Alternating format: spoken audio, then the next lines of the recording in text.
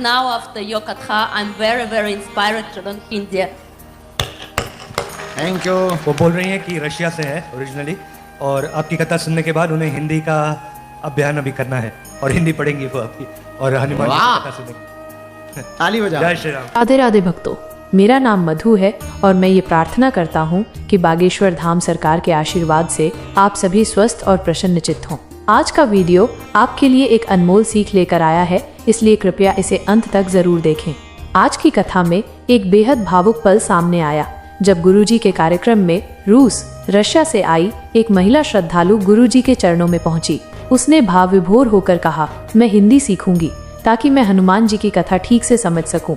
यह सुनकर वहां उपस्थित हर भक्त की आंखें नम हो गईं। गुरुजी मुस्कुराए और कहा, भक्ति की भाषा दिल की होती है। उस महिला की श्रद्धा ने सिखाया कि जब मन सच्चा हो तो भाषा की दीवारें भी टूट जाती हैं। अंत में एक ऐसी चमत्कारी घटना बताई जाएगी जो आपके रोंगटे खड़े कर देगी। तो वीडियो को अंत तक जरूर देखें और बागेश्वर धाम सरकार के आशीर्वाद के लिए लाइक, सब्सक्राइब, शेयर और प्यारा सा कमेंट जरूर करें। जब कोई विदेशी भक्त हमारे प्रभु श्री राम की कथा सुनकर प्रेरित होता है तो वह क्षण केवल भावुक करने वाला नहीं होता, वह ईश्वर की कृपा का जीवंत प्रमाण होता है।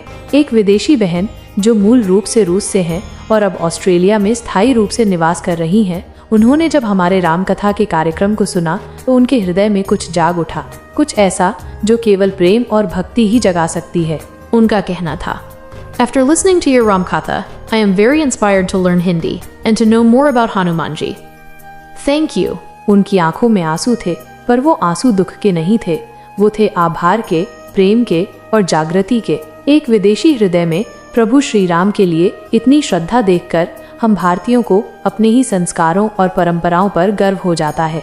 हम भारत में बचपन से सुनते आए हैं, राम नाम सत्य है और जो राम को अपनाता है वो स्वयं सच्चाई से जुड़ जाता है। हमारे गुरुजी ने उन्हें बहुत सरलता से बताया कि हनुमान जी जैसे प्रभु राम का नाम हर सांस में कैसे जपा जा सकता है। ये कोई कठिन योग नहीं, कोई पहाड़ पर बैठकर तप नहीं, बस श्वास और स्मरण का अभ्यास चाहिए। गुरुजी बोले, जब श्वास अंदर जाए तो राम कहो, जब श्वास बाहर आए तो फिर राम कहो। धीरे धीरे अभ्यास ऐसा हो जाए कि हर सांस में सिर्फ राम ही बसे। यही हनुमान जी का मार्ग है, यही भक्ति है। और जब उन्होंने ये समझाया कि Hanuman ji breathes Ram in and out, every inhale every exhale is filled with Ram, उस विदेशी बहन की आंखों में जो चमक आई वो किसी ज्ञान की प्राप्ति से कम न थी। गुरुजी ने मुस्कुराकर कहा, हम भारत में कहते हैं कि अंग्रेजों को यदि ललक है सीखने की तो वो आगे बढ़ जाते हैं और कई बार हम भारतीय पीछे रह जाते हैं। अब देखिए, एक विदेशी बहन रामकथा सुनकर हिंदी सीखने की प्रेरणा ले रही हैं। यही तो भारत की शक्ति है, संस्कार, भाषा और भक्ति। आज जब दुनिया पश्चिम की ओर भाग रही है तब एक विदेशी पूर्व की ओर देख रही है। प्रभु श्री राम और हनुमान जी की महिमा इतनी व्यापक है कि उनकी आशाएं शांति, सच्चाई, सीमाएं नहीं देखती, देश नहीं देखती, रंग नहीं देखती। भक्ति की भाषा हृदय की होती है और आज उस बहन का हृदय राम नाम से भीग गया। हम सबका कर्तव्य है कि अपने जीवन में राम नाम को सांसों में बसाएं, जैसे हनुमान जी ने बसाया। कोई विशेष मंदिर, कोई बड़ा मंच नहीं चाहिए, बस एक गहरी सांस और एक सच्चा मन चाहिए। चलो आज से प्रण ले, हर सांस के साथ राम कहेंगे, हर दिन प्रभु की कथा में मन लगाएंगे, हर कष्ट में हनुमान जी को याद करेंगे और जीवन को सफल बनाएंगे।